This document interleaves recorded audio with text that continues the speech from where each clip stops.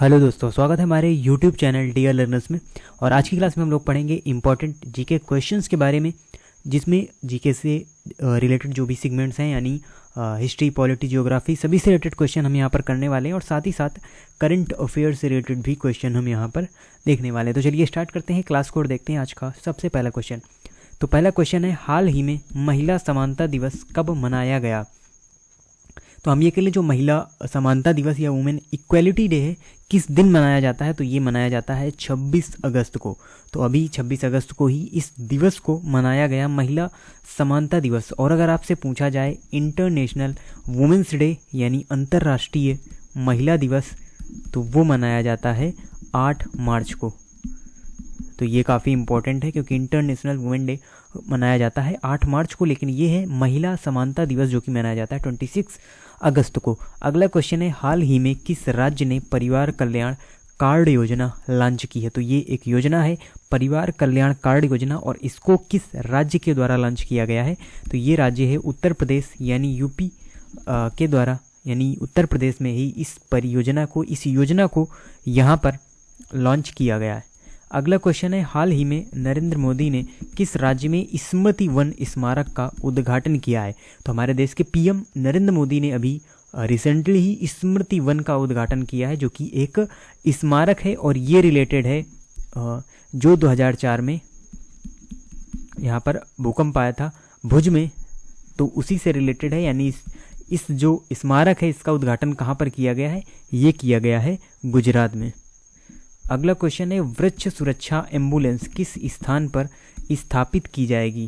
तो देखिए, वृक्षों की सुरक्षा से रिलेटेड ये एक इनिशिएटिव है जो लिया गया है, किस शहर के द्वारा यानी किस स्थान पर स्थापित की जाएगी वृक्ष सुरक्षा एम्बुलेंस?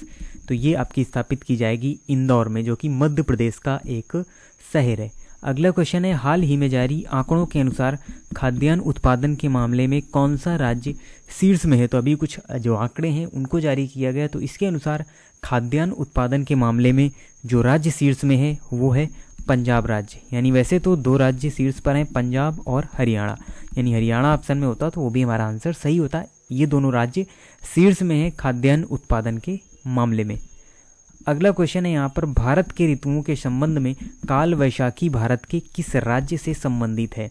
तो देखिए, अगर हम बात करें केवल वैशाखी की, तो ये एक हमारा पर्व होता है, कहाँ पर?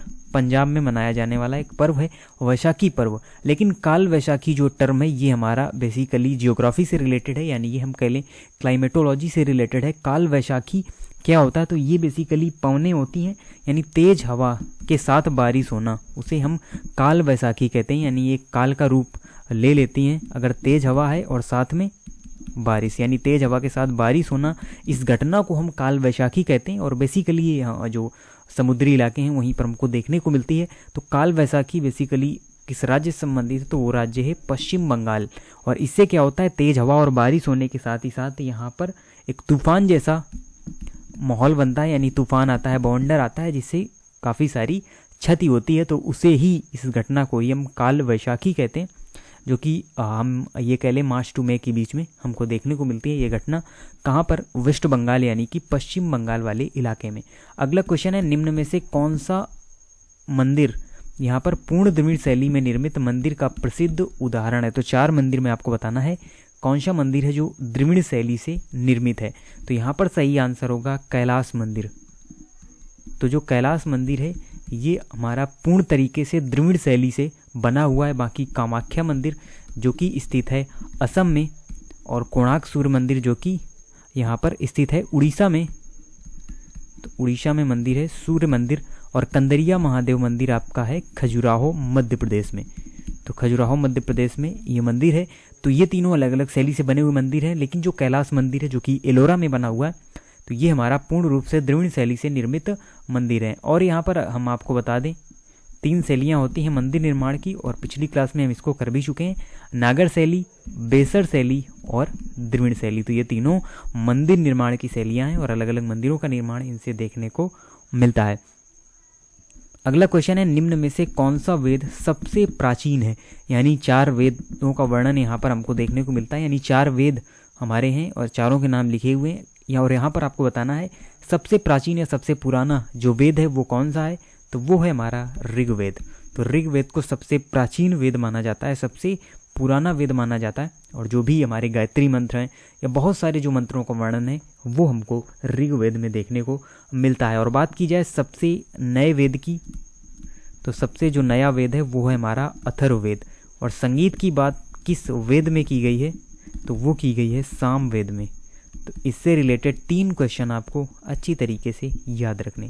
अगला क्वेश्चन है, उत्तर प्रदेश में निर्मित यमुना एक्सप्रेसवे परियोजना का पहले नाम क्या हुआ करता था। यानी जो यमुना एक्सप्रेसवे, आप यमुना एक्सप्रेसवे के नाम से जिसे अब जानते हैं, जो कि एक एक्सप्रेसवे है आपका बना हुआ है लखनऊ से फिर आगरा तक, तो उत्तर प्रदेश में निर्मित इस एक्सप्रेसवे को किस नाम से जाना जाता था, तो इसे हम जानते थे ताज एक्सप्रेसवे से, क्योंकि आगरा में क्या स्थित है, ताजमहल स्थित है। तो उसी के नाम पर यहाँ पर इसे हम ताज एक्सप्रेसवे कहते थे। तो पहले इसका नाम हुआ करता था ताज एक्सप्रेसवे और अब इसे हम यमुना एक्सप्रेसवे के नाम से जानते हैं। अगला क्वेश्चन है, सेक्रेनी महोत्सव किस भारतीय राज्य में मनाया जाता है। तो ये एक फेस्टिवल है बेसिकली सेक्रेनी, और ये मनाया जाता है नागालैंड में, जो कि नॉर्थ ईस्ट का एक राज्य है।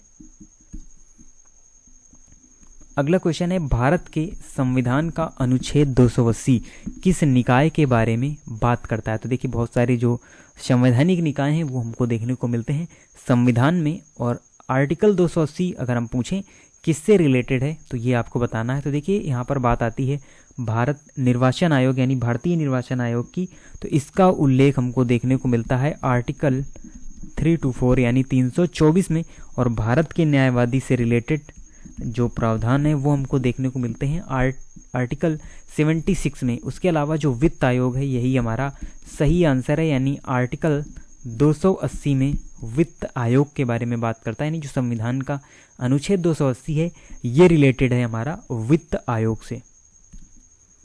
अगला क्वेश्चन है, निम्न में से कौन सा सोडियम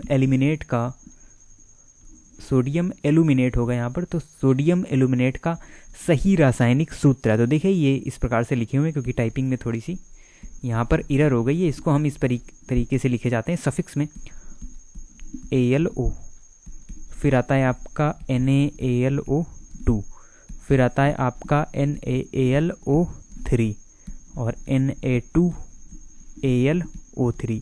तो देखिए Na जिसे हम सोडियम कहते हैं और एल्यूमिनियम को हम Al से डिनोट करते हैं, तो उसी का सूत्र आपको बताना है। तो यहाँ पर जो सही आंसर होगा वो होगा NaAlO2। तो ये सही जो सूत्र है रासायनिक सूत्र है किसका, सोडियम एल्यूमिनेट का, तो यही हमारा सही आंसर होगा। अगला क्वेश्चन है, कौन सा कोशिकांग अंतः कोशिकीय परिवहन के लिए मार्ग और निर्माण सतह दोनों के लिए कार्य करता है। तो कौन सा कोशिकांग है जो अंतः कोशिकीय परिवहन के लिए मार्ग और निर्माण सतह दोनों के लिए कार्य करता है, तो वो है अंतःद्रव्य जालिका। तो जो अंतःद्रव्य जालिका है वही यहाँ पर मार्ग यानी परिवहन के लिए जो मार्ग है और निर्माण सतह दोनों के लिए वो करता है। अगला क्वेश्चन है, निम्न में से किसे पंचम दा के नाम से जाना जाता है। तो 4 नाम हैं और किसे हम पंचम दा कहते हैं, यानी पंचम दा के नाम से किसे जाना जाता है, तो वो है R.D. बर्मन। तो R.D. बर्मन को ही यहाँ पर पंचम दा के नाम से जाना जाता है।